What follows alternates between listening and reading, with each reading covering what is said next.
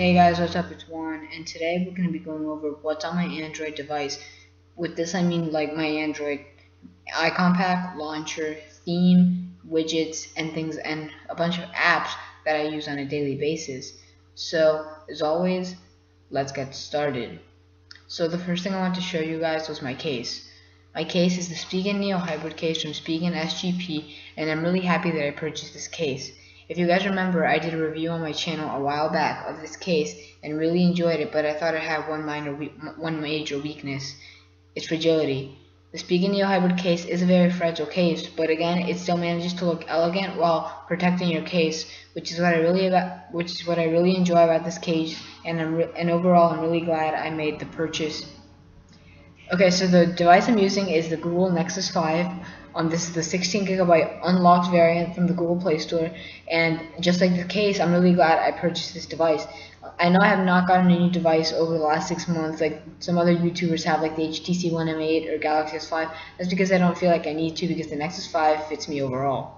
So if we start off with my lock screen, you'll see that I'm running the stock Android lock screen with the stock clock widget, and then to the left of that I have the camera with nothing to the right. I feel like keeping the lock screen minimal helps me get to what I need to get to faster when I want to unlock my device. The launcher I use is Nova Launcher Prime, and I do have the Prime version because it has some features that I just can't live without, like gestures. Another thing Nova lets you do is change the desktop grid. You can have a custom grid layout for your icons, and the one that I use is an 11:7 desktop grid to help me get more icons on my home screen. I do have resize all widgets, which is really useful, especially if you have some small widgets that you want to resize. So the icon pack that I'm using is called Struktur or Structure.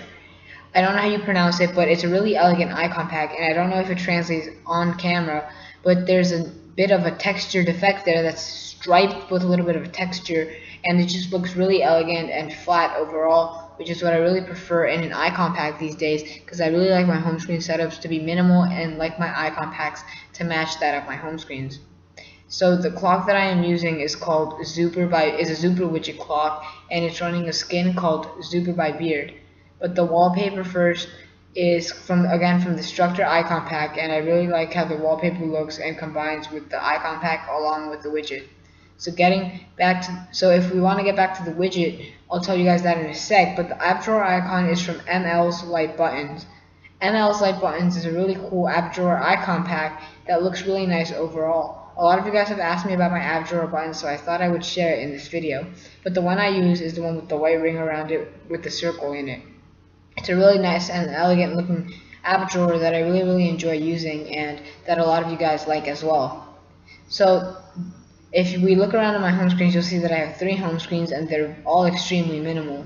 And I really like it to have all my home screens minimal. The main home screen is pretty much my main page, and that's the one that has the most things on it.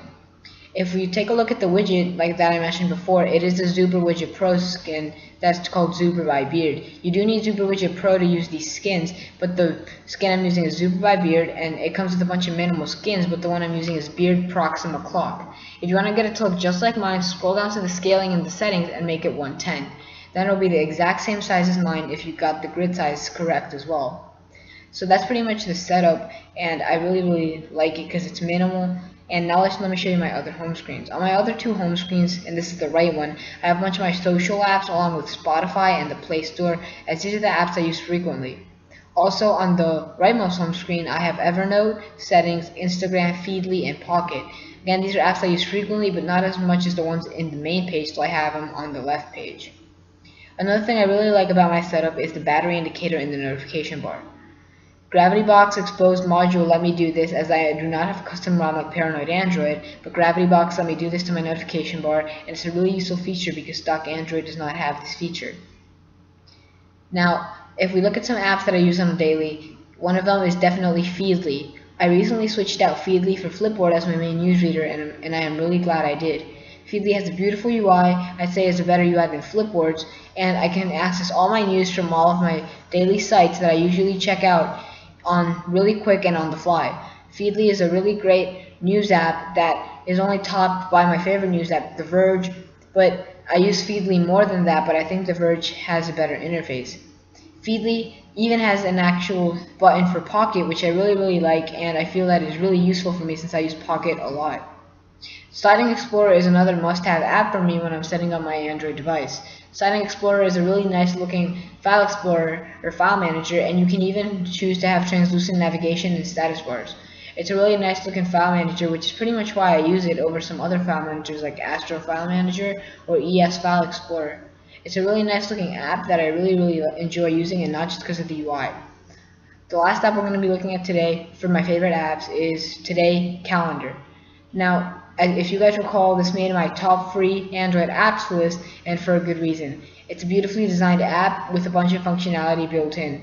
This is the trial version, but if you get the paid version, you'll get a bunch more functionality. Guys, if you liked the video or found it helpful, please make sure to give it a like, and as always, make sure to comment any feedback or questions you guys may have down below. If you want to see more epic content like this, please make sure to subscribe to the channel, and as always, thanks for watching, and have a great day.